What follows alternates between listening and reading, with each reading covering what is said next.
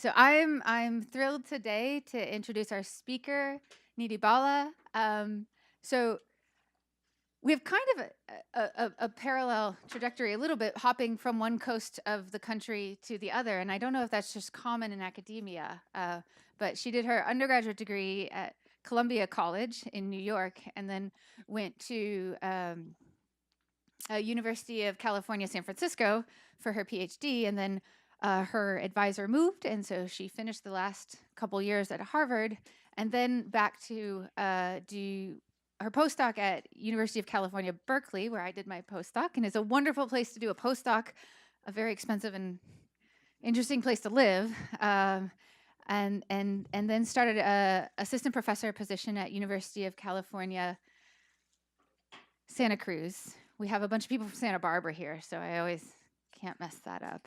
And then promoted to associate professor in 2015, and studied some really cool stuff that I am very uncomfortable with and unfamiliar with, because I do genomics, and studying meiosis and how this happens. It's just something that amazes me all of the time, and is really critically important for how we function, right? So for being able to pass on our materials. So when we think about evolution and medicine, this process is critically important, and I guess I'm really looking forward to learning more today, and I'm really happy that we're here, and thank you all for being here. So welcome, Needhi.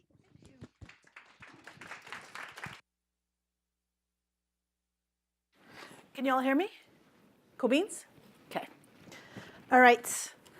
What's up? My name is Needhi. I will be talking about checkpoints in both mitosis and meiosis.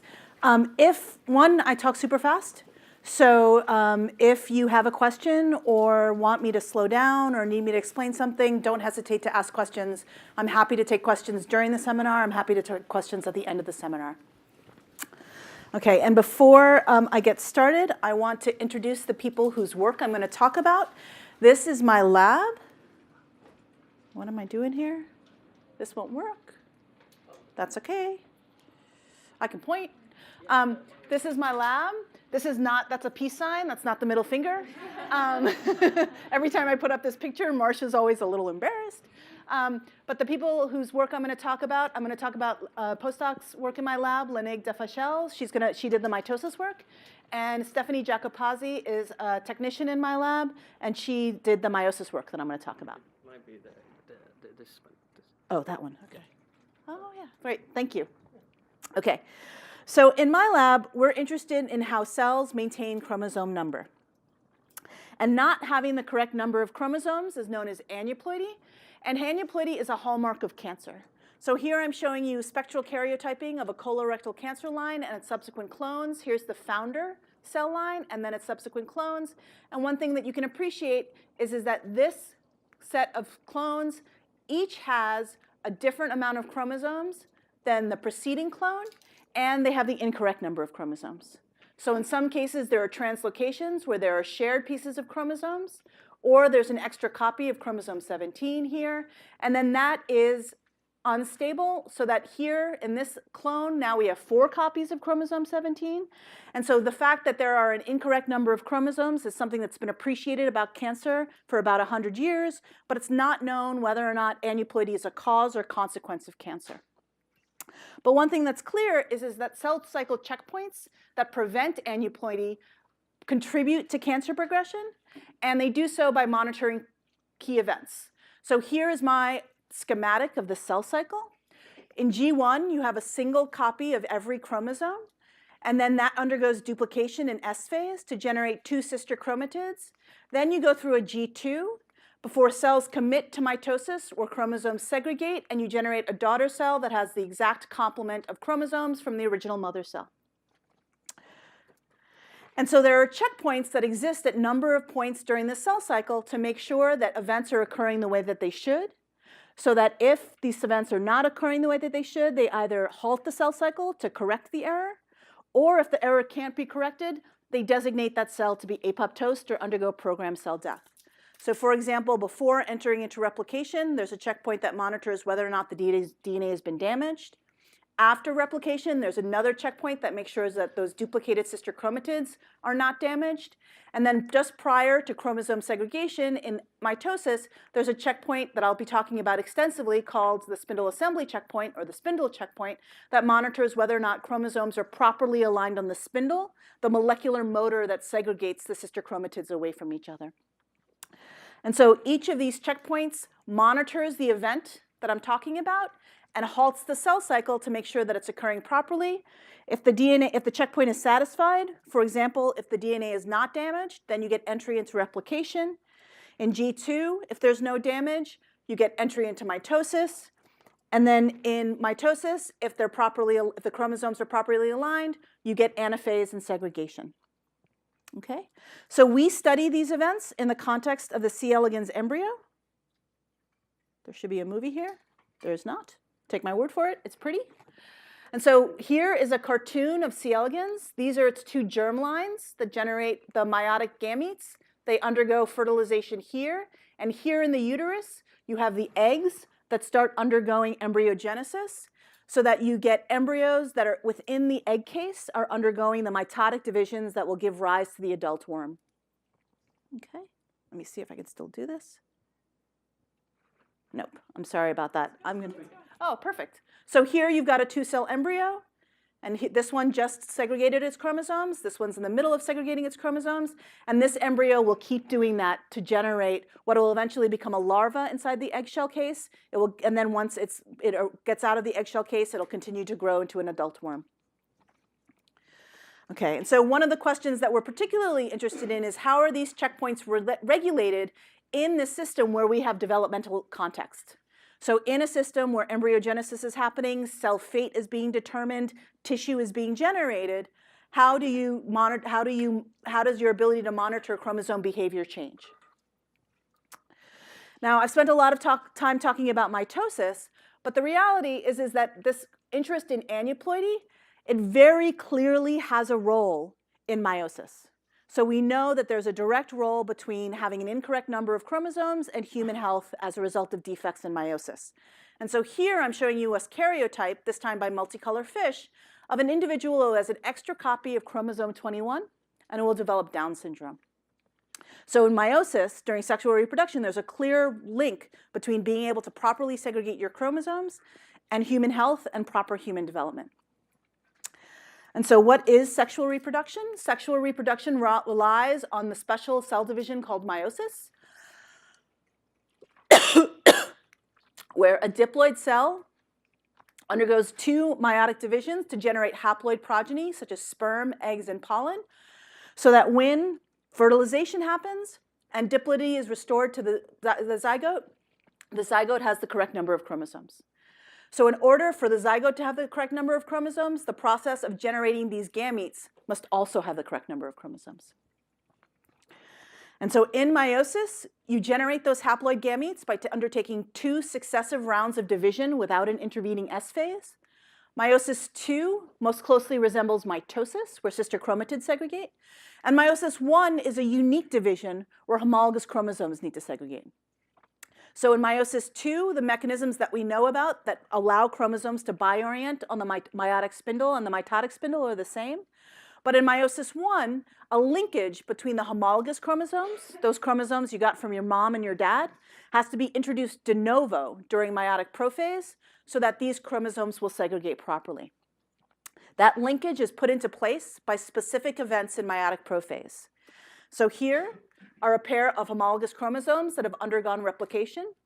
They pair through a process that we still don't quite understand. This pairing is then stabilized by the assembly of a proteinaceous structure called the synaptonemal complex in a process called synapsis. And then in the context of synapsis, you get recombination. Now, recombination plays 2 incredibly important roles. One, it generates the linkage that allows homologs to segregate properly.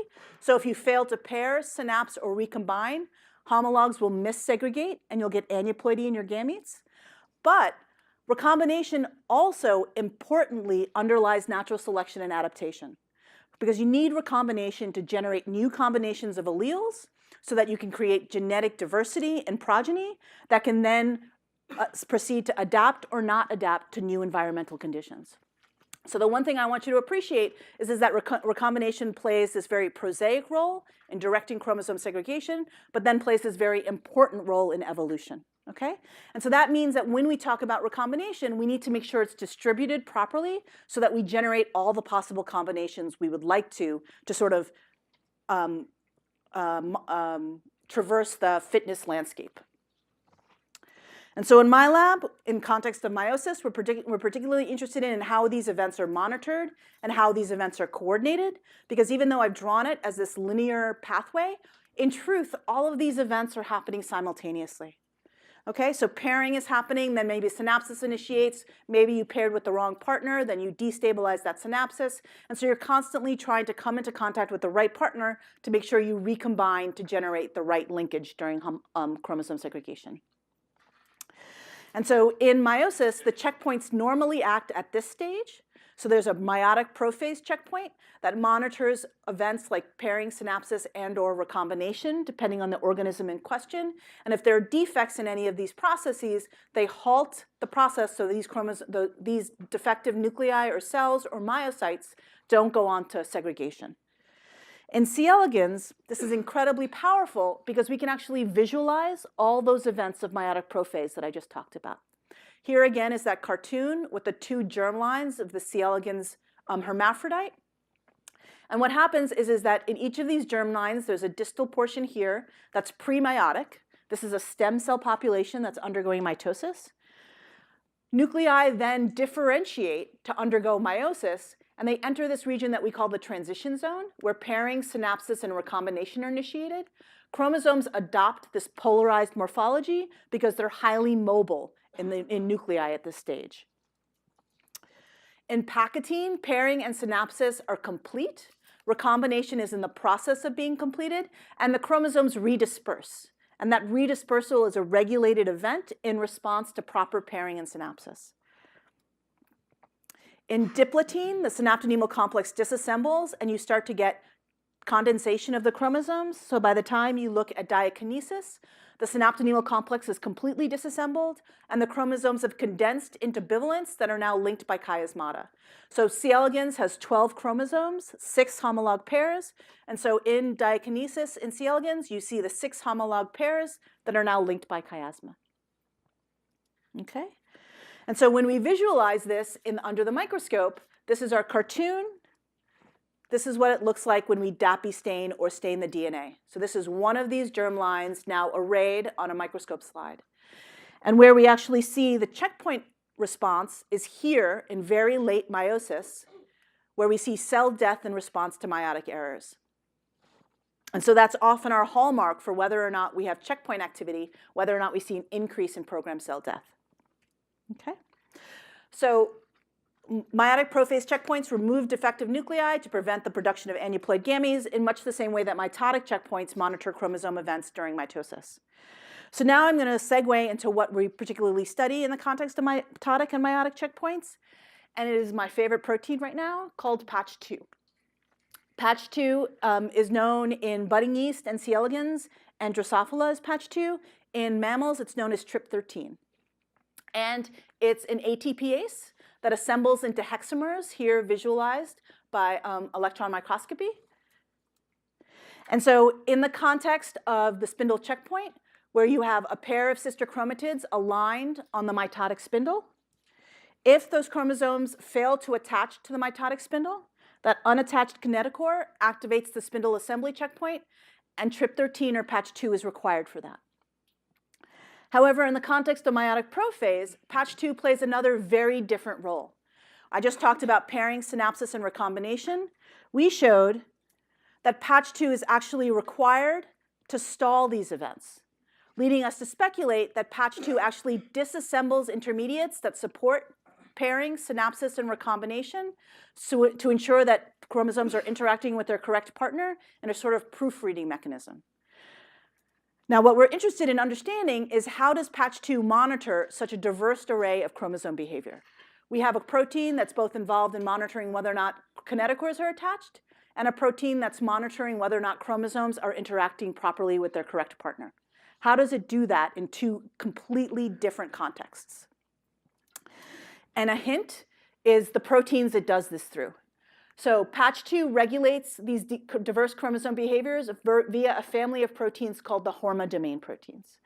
The hormone domain proteins were initially identified bioinformatically by the presence of a specific conserved domain that were identified in 3 yeast proteins, HOP1, Rev7, and MAD2. And so it was called HORMA for the first 2 letters, or first 1 or 2 letters of each of these proteins. Okay? HOP1 is a synaptonemal complex component, so it assembles on meiotic chromosomes and is required for pairing, synapsis, and recombination. Here it's shown in red. So here's the chromatin of 2 homologous chromosomes, and here's the synaptonemal complex, and the HOP1 is the linear axis that assembles on meiotic chromosomes. And MAD2 is the spindle assembly checkpoint component member that I mentioned is required to monitor whether or not chromosomes are attached to the mitotic spindle.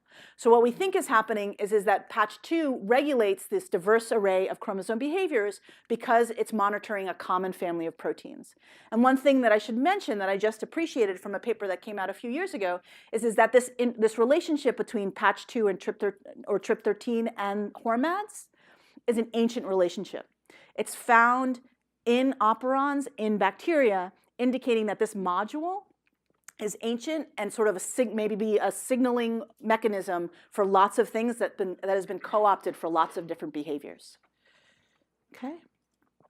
So does patch 2 use common mechanisms to monitor kinetochore attachment and meiotic homolog interactions? Okay, so first I'm going to tell you the mitosis story, and then I'm going to tell you the meiosis story. How are y'all doing? Good? All right, let's get started. So during chromosome segregation, patch 2 ensures that there's enough open MAD2 available for checkpoint function. What do I mean? So if you've got an unattached kinetochore, and the beauty of this system is that this system has been under both genetic, cytological, and biochemical characterization for decades, and so we know a lot about how the system works.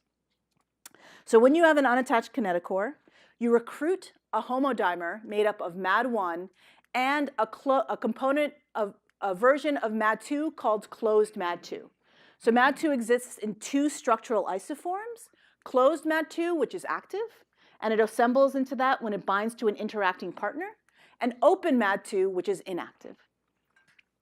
Closed MAD2 is recruited to unattached kinetochores by MAD1, and then in a templating reaction, open MAD2 dimerizes to this closed MAD2 to generate more closed MAD2, which complexes with additional proteins called the mitotic checkpoint complex to inhibit CDC20, an APC activator, to inhibit APC activation and anaphase.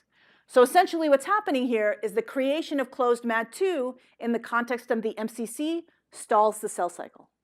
So whenever you have an unattached kinetochore, you generate a soluble MCC that stalls the cell cycle to give time to correct this error. And in work we published in 2015, we showed that what patch 2 is actually doing is that in combination with a MAD2 mimic called COMET1, which is required for patch 2 to bind MAD2, patch 2 converts closed MAD2 to open MAD2 so that this rate limiting step can rapidly happen to generate enough MCC to halt the cell cycle. Okay? So this is a little unintuitive, right? You've got a AAA ATPase generating an inactive version of this protein in order to drive the production of the closed version, which is the active version. Okay? Why would you have such a baroque way of making sure that you could activate the checkpoint? And so one way that we knew this was working was we actually looked at MAD2 localization in patch 2 mutants. So I just want to orient you. We're working in C. elegans, where the chromosomes are holocentric, which means the entire length of the chromosome acts as a kinetochore. And we activate the checkpoint by using RNAi against ZYG1, which is required for the centrosome duplication. So in a ZYG1, when you inactivate ZYG1, you create a monopolar spindle.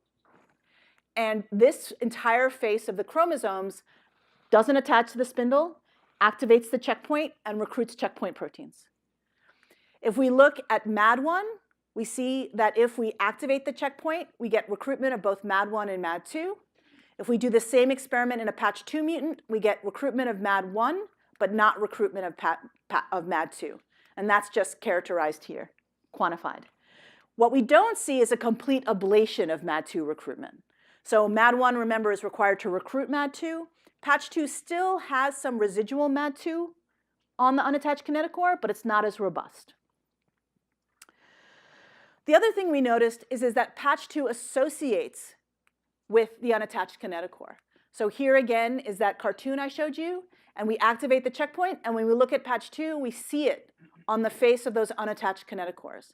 And this mimics what we see in mammalian cells, where we see localization of MAD2 and localization of GFP TRP13, which is the Patch2 ortholog on unattached kinetochores. And one reason we wanted to know, one thing we were interested in is there a reason that Patch2 or TRP13 localizes to unattached kinetochores? So we decided to look at a mutant that abolishes that localization. So CMT1, which is that MAD2 mimic comet that allows Patch2 to recognize MAD2. If we get rid of comet in a situation where we activate the checkpoint, Patch2 no longer localizes. Okay? Okay, so I remember I set up this idea that we have this incredibly non-intuitive Baroque reason for why something that creates the inactive version of a protein seems to be driving the checkpoint. Why would you be doing that? And so we decided to look at a situation where we still have Patch2, but we don't have it at kinetochores. Maybe that would give us an answer about how this works. So we looked at the comet mutant. And before I do that, I just want to introduce you to how we actually measure mitotic timing. And so in wild type, you've got a 2-cell embryo. When cells enter into mitosis, they break down the nuclear envelope. We can visualize by the loss of this signal that's sort of generally diffuse in the nucleus, and now we can see individual chromosomes. So this is entry into mitosis. And then we look at exit into mitosis as the squaring off of the cell that's dividing. That's called onset of cortical contractility. And so our definition of mitosis is from NEBD to OCC. When we do this in a system where the checkpoint is activated, OCC is disrupted. So instead of this like nice squaring off that we see, instead we see these blebs. So when we do this in wild type, what we see is that NEBD to OCC takes about 3 minutes. If we do this in a ZYG1 mutant where we activate the checkpoint, we get a cell cycle delay. We don't get an arrest. And the cell cycle delays to about 5 minutes. In a system where we abolish the checkpoint, we now see that we get normal cell cycle timing, even though we should have activated the checkpoint because there's either no MAD1 or no Patch2. So this is our evidence that Patch2 is a checkpoint component. When we do this experiment in a comet mutant, where remember, Patch2 is no longer localized to the unattached kinetochore, we see that normal cell cycle timing is fine. When we activate the checkpoint with ZYG1, wild-type embryos delay the cell cycle. Patch2 mutant embryos fail to delay the cell cycle. But comet mutants are somewhere in between. So they have a checkpoint arrest, a delay, but it's not quite as robust as the wild-type delay. So somehow, not having Patch2 at the unattached kinetochore affects the robustness of the cell cycle checkpoint, or the checkpoint strength. Okay?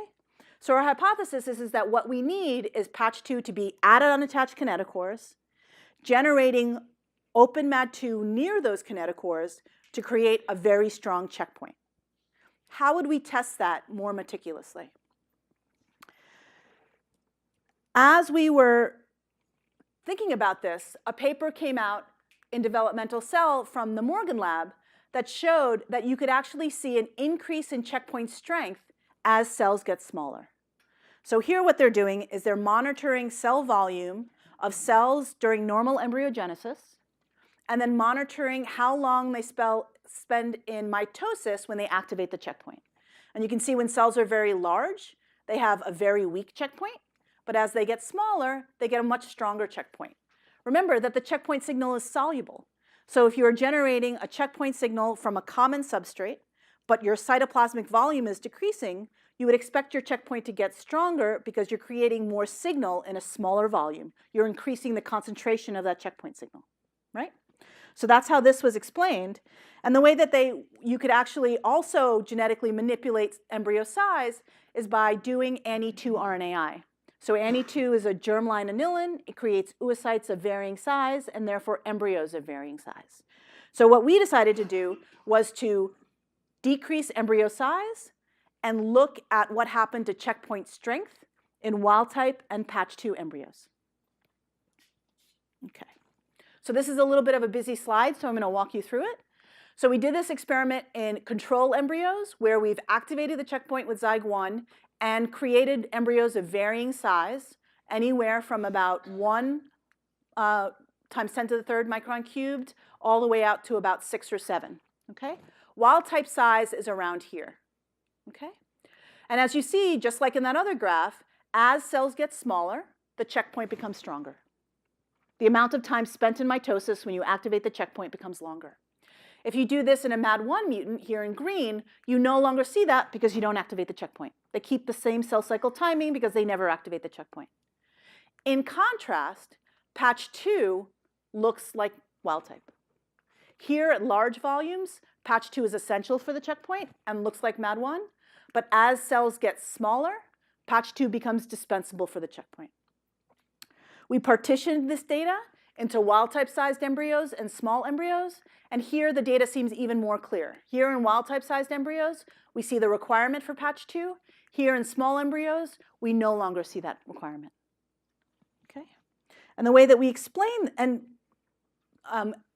just like we would expect, because we now see checkpoint restored in these patch 2 mutants, we also get MAD2 recruitment. Okay? So in large cells, we don't get a checkpoint and we don't get MAD2 recruitment. In small cells, we don't need patch 2 anymore and we get MAD2 recruitment without it. How is that working? So this is our model. What we think is happening is the reason you need patch 2 at unattached kinetochores is that it's increasing the local concentration of open MAD2. Patch 2 localizes to unattached kinetochores, make sure that there's enough open MAD2 so this reaction can happen rapidly and you can generate enough of this to halt the cell cycle.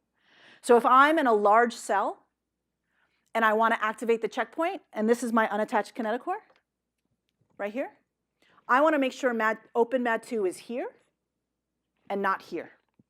It's much easier to generate a checkpoint signal if I can make sure that there's enough open MAD2 here than out here. And patch 2 here does that. What we think is happening is that when you decrease cell size, MAD2 is localized in the nucleus. When you decrease cytoplasmic volume, the nuclear volume stays the same. The amount of MAD2 stays the same, but the concentration increases because of the decrease in volume, right? You've got the same amount of protein, but a lower cytoplasmic volume, so your concentration increases. And so in the absence of patch 2, this is what you get. When you decrease cell volume, this gets artificially concentrated, so patch 2 becomes dispensable. And that's what we think patch 2 evolved to do. It evolved to generate enough open MAD2 to overcome the challenges of large cells. I'm sorry to jump in, but you said it would be okay. If the nuclear volume doesn't reduce, then how are you seeing this effect of concentrating the protein? If the protein's in the nucleus and that's where it needs to function, how does just the overall cytoplasm volume matter? So the question is that why does it matter that that MAD2 is localized to the nucleus if you're just undergoing normal cell division? No, how does reducing the volume of the cytoplasm increase the concentration of a protein that's in the nucleus if the nuclear volume is not shrinking? Because the nuclear envelope breaks down during the cell cycle. Okay. Right? So sorry, I should have made that clear. So during the cell cycle, the nuclear envelope breaks down, and so that constraint of being in the nucleus, woof, it goes throughout the cytoplasm. And so you need another mechanism to bring it all in.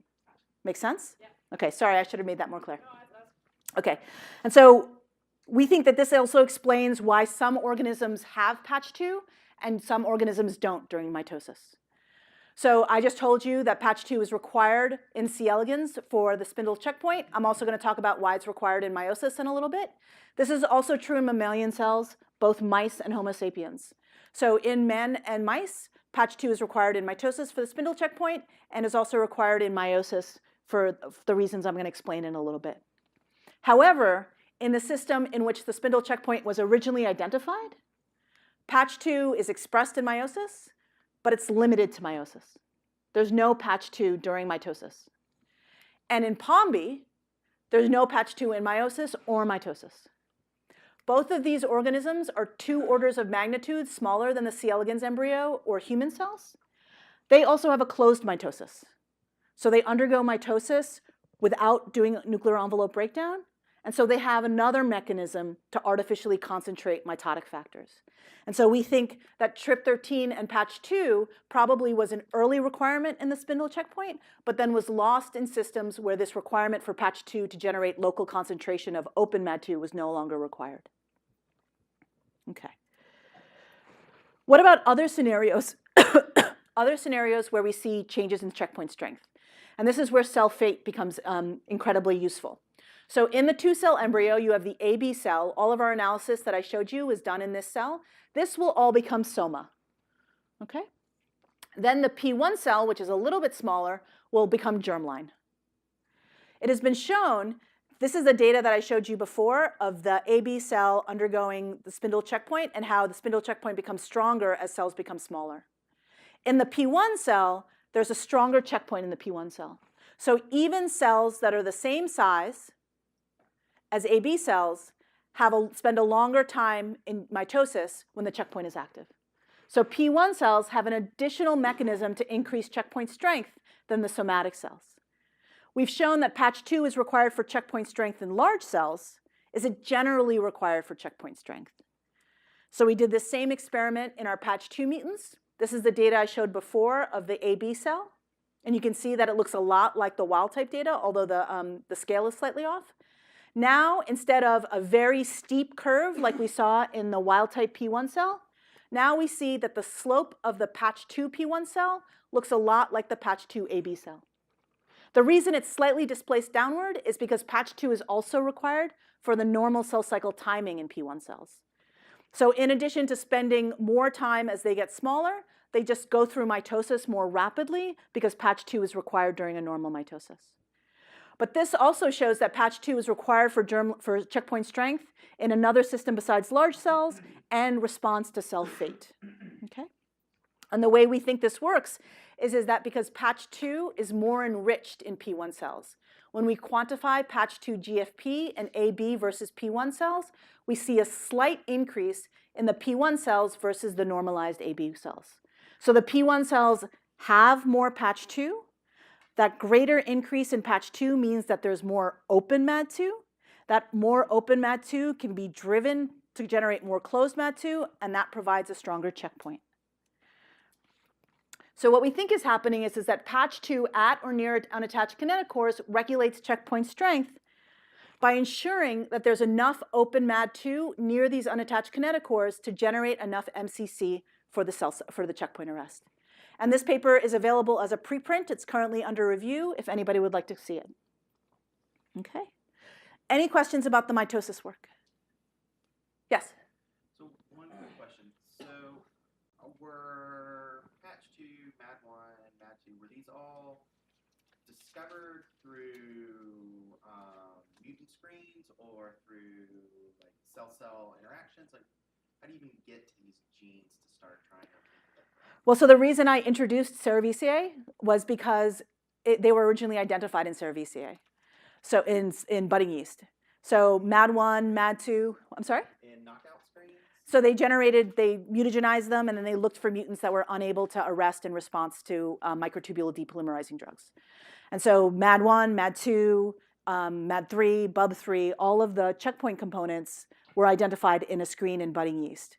But it's interesting because patch 2 was not identified in that screen, and I mentioned that patch 2 is not required for the spindle checkpoint in mitosis in budding yeast. And so patch 2 was actually identified in budding yeast for being required for meiosis. So all of these were identified initially in budding yeast. Okay. Any other questions? Okay. All right. Now the question is, what's patch 2 doing in meiotic prophase? And is it the same mechanism, right?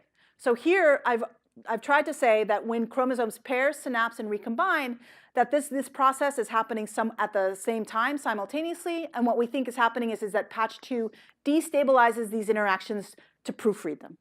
And the reason we think that is because if we get rid of patch 2, all of these events happen faster than they normally would. and they happen with more errors. So that's why we think that patch 2 normally stalls these events or prevents them from moving forward, and why it's part of proofreading, because we see more errors. So our hypothesis is that patch 2 proofreads meiotic homolog interactions.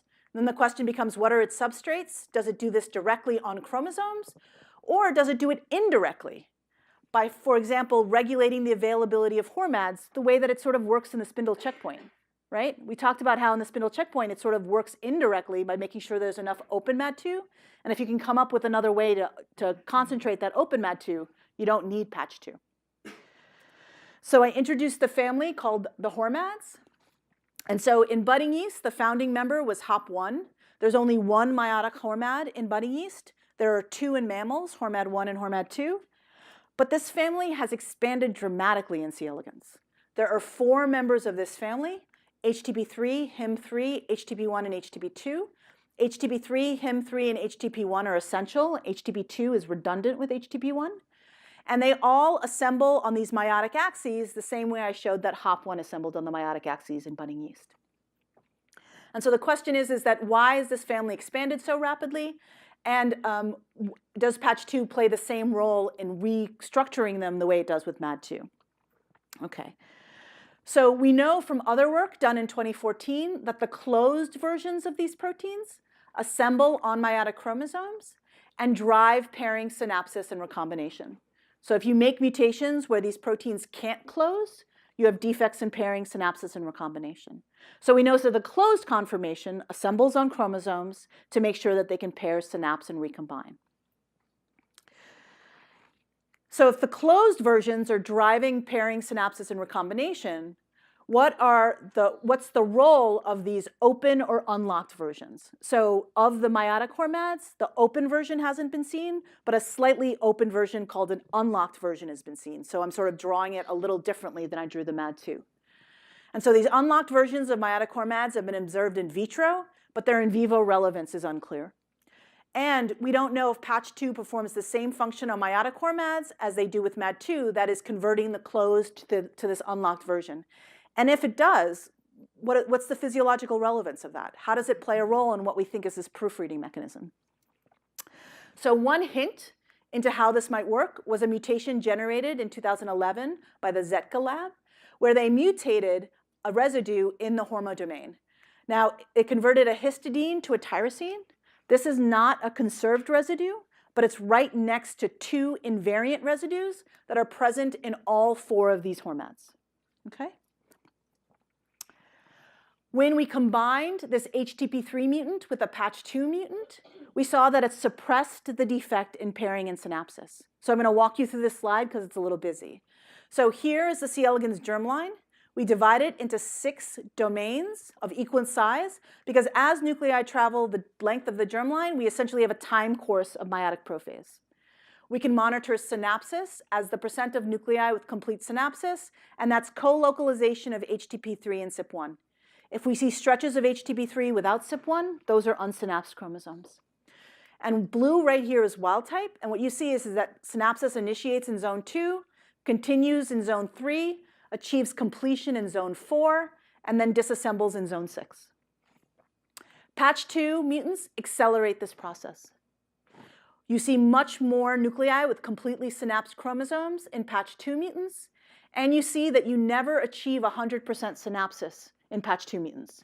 It's pretty slight, but it's statistically significant, and it would have effects on the fitness of this animal in the wild. If you're generating progeny, 5 to 10% of which aren't able to properly segregate their chromosomes, that's going to have effects on fitness. HTP3 mutants have no effect, although there seems to be a slight defect in synapsis. When you generate the patch 2 HTP3, it looks like HTP3. So patch 2 accelerates synapsis, but it needs fully functional HTP3 to do that. So patch 2 regulates synapsis through the hormone domain of HTP3. Okay? When we look at recombination, we see the opposite result. So here we're monitoring COSA1. It's a readout for the proper number of crossovers. In meiotic nuclei, you see 6 COSA1 foci, the 6 homolog pairs that have each undergone one single crossover. C. elegans is really powerful. Every chromosome only has one crossover. In some nuclei, you see about 5 COSA1 foci, indicating that one pair of homologs has not had a crossover. This is very rare in wild type. This goes up in patch 2, consistent with this increase in meiotic errors. You see a slight increase in HTP3 as well, and then the patch 2 HTP3 double looks a little bit worse or about the same. So you either see the same defect if we look later at the bivalence. So I mentioned that here are the 6 Stapi staining bodies that are the 6 homologs linked together. If you have defects in recombination, here's a pair of univalents. So you see 1, 2, 3, 4, 5, 6, 7. There should be 7 there. Because one pair of homologs hasn't undergone recombination. You never see that in wild type. You see a slight increase in patch 2. You see even more in the double. So patch HTB3 exacerbates the defect in recombination in patch 2, indicating that they're in 2 independent mechanisms. So what we think this is telling us is that patch 2 controls pairing and synapsis via HTB3, a single meiotic hormone, but it probably controls recombination through one of the other 2 meiotic hormones. And what we think this is telling us is that patch 2 has delegated control of these events to multiple meiotic hormones, potentially explaining why it's expanded so much. Because this mutation was so useful, we generated similar mutations in HIM3 and HTP1, the other 2 essential meiotic hormones. G97Y is a null in the HTP1 mutant. Okay, so that behaves very differently than H96Y in HTP3. We're collaborating with the structural biologist to more deeply understand that. But R93Y behaves a lot like H96Y, and you can see why. Both of these are basic residues. The glycine is not. These are on the surface of the protein. This is buried within the protein, so you'd expect these mutations to have very different effects. Now, the other good thing about this mutation in HIM3 is that I mentioned that structurally we've seen closed versions of these proteins and how they're required for meiosis. The thing that they interact with to close is called a closure motif. Okay? And so what they need in order to adopt that closed conformation is to interact with another protein that's got a peptide. And we can actually biochemically monitor how well they bind to that peptide in vitro. Okay. So here is HIM3 binding either with its wild-type closure motif or its scrambled closure motif, which is just a series of amino acids in no particular order. And so here you can see in blue with the scrambled closure motif. So this is a fluorescent analysis of protein binding. When you see you have the scrambled motif, HIM3 does not bind. But when you provide it with its wild-type closure motif, you see an increase in binding until it saturates. And from this curve, you can calculate the KD, which is about 220 nanomolar.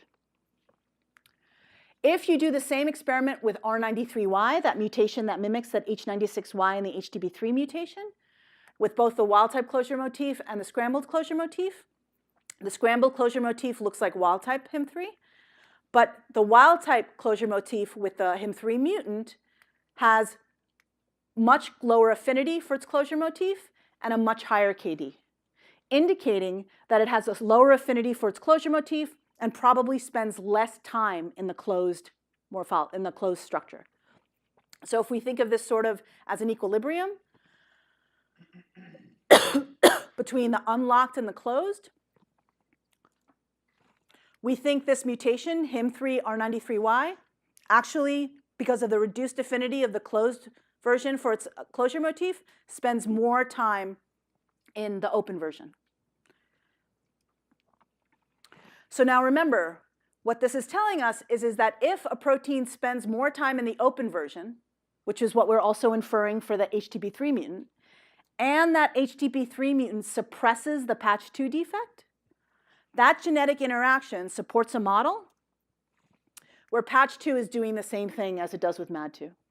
It converts the closed to the open form, and that conversion is required to slow down the effects of synapsis and pairing, but not recombination.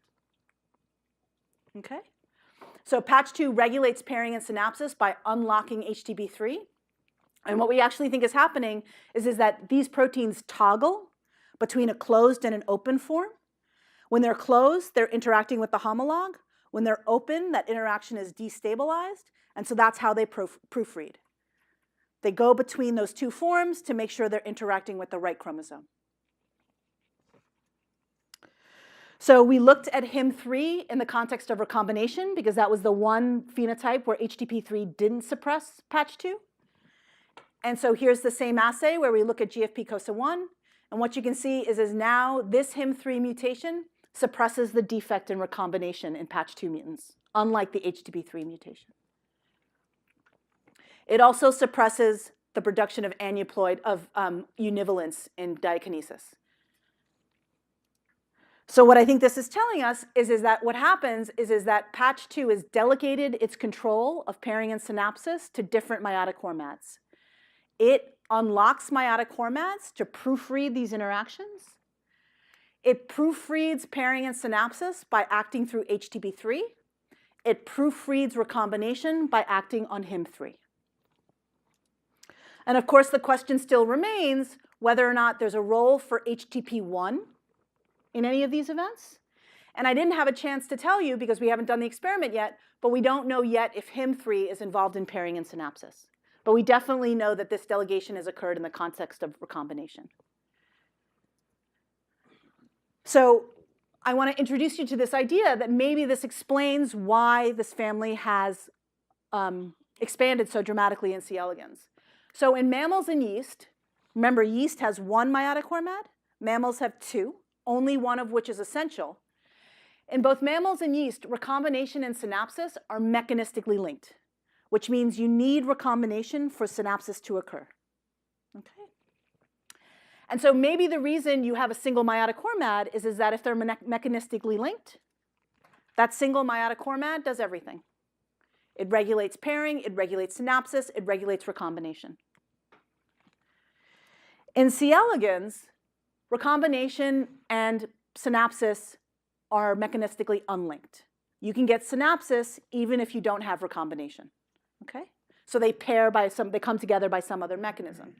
And so maybe that's why you have multiple meiotic hormones, because mechanistically these events are unlinked. And so these events control different aspects of these chromosome behavior. And patch 2 regulates these different aspects of chromosome behavior by acting on different meiotic hormones. So we're interested in understanding, so I mentioned that thing about patch 2 being required for normal cell cycle timing in the germline embryo, in the germline lineage. We want to know if that's actually limited to germline cells. Does it depend on the spindle checkpoint proteins as well, or is it just something about patch 2? And does it depend on spindle checkpoint proteins localizing at the nuclear envelope? That's a mechanism that's been highlighted in mammalian cells that we think is also playing a role in C. elegans. And then how does patch 2 proofread pairing, synapsis, and recombination? We've got to make additional mutations in HTP1 other than the one that I introduced to see if there's a genetic interaction with patch 2, potentially giving us insight into what HTP1 does. Then I mentioned that protein called COMET that's required for patch 2 to recognize MAD2. Does COMET have a role in meiotic prophase? Is COMET required for patch 2 to recognize the meiotic hormones, or does this patch 2 interact with those proteins differently? And does patch 2 proofread meiotic pairing, synapsis, and recombination directly on chromosomes? Or does it do it indirectly by regulating how many meiotic hormones are soluble? Or does it possibly do both? Some mechanisms are direct, some mechanisms are indirect. Okay, and so I'd like to thank the NIH for funding and the people who did this work. It was initiated by former lab members Alison DeShong, Christian Nelson, and Daniel Vong, and then sort of carried out recently by Stephanie Jacopazzi, who did the meiosis work, and Leneg Defachels, who did the mitosis work.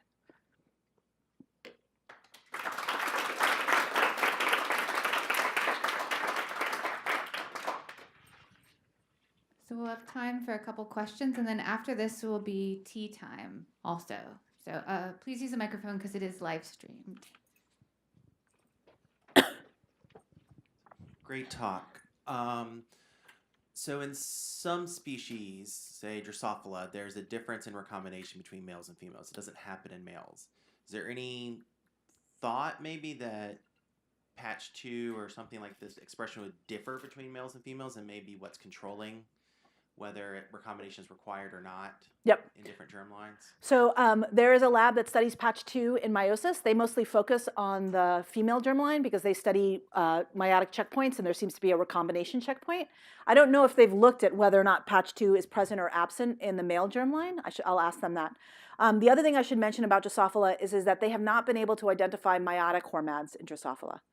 So it's possible because there are lots of precedents where hormones adopt the stereotypical hormone structure without the sequence identity. So it's entirely possible in the Drosophila genome you've got meiotic hormones. They just don't sequence-wise look like meiotic hormones. But it's also possible that Drosophila have lost meiotic hormones because they do chromosome organization during meiosis differently. And the only reason I bring that up is because Drosophila do a lot of things differently.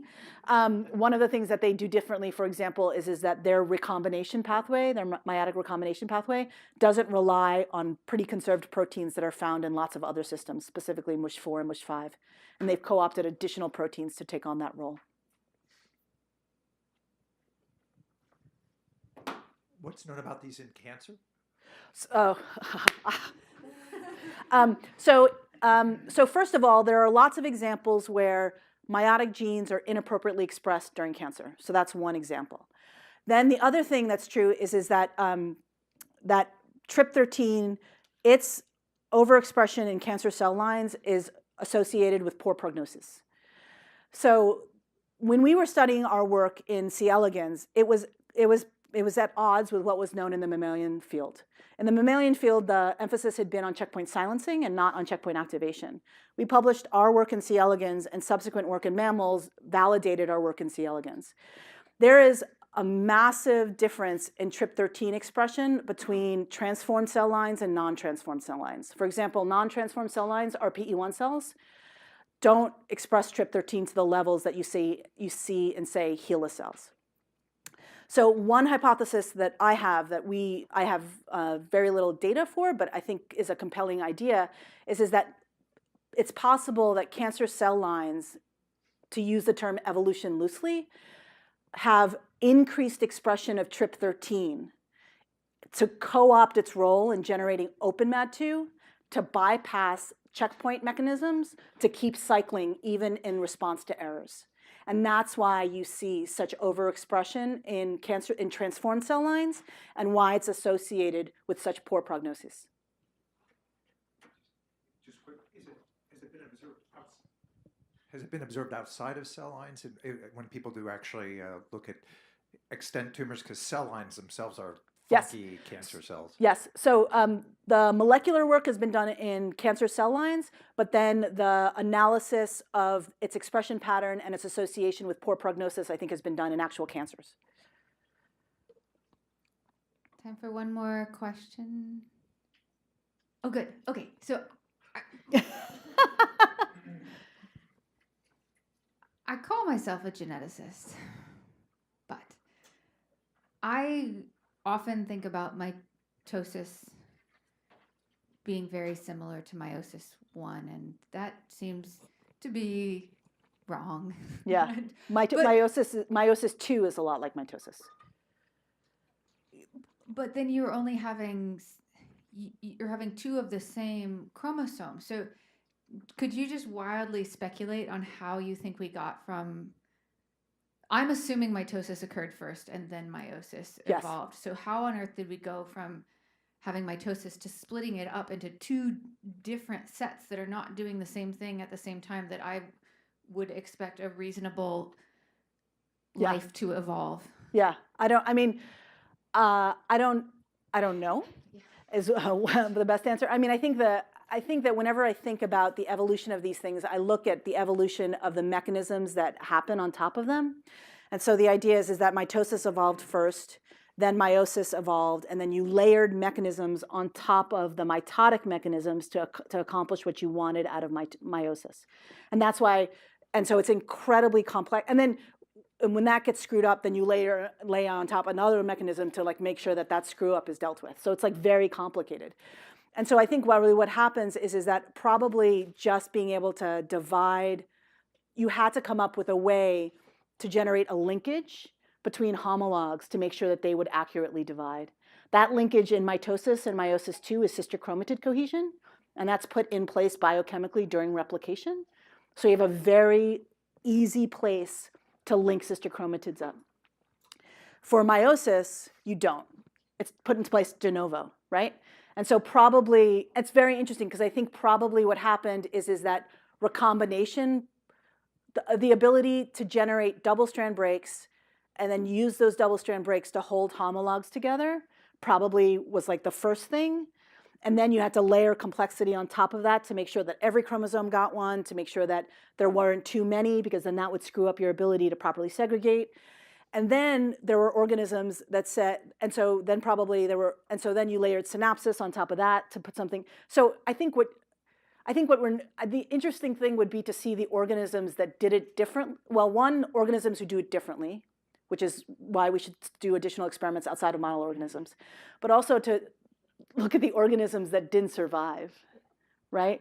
That did it differently, and we don't have access to that. All right. Well, with that, let's please thank our speaker, and please come to tea time.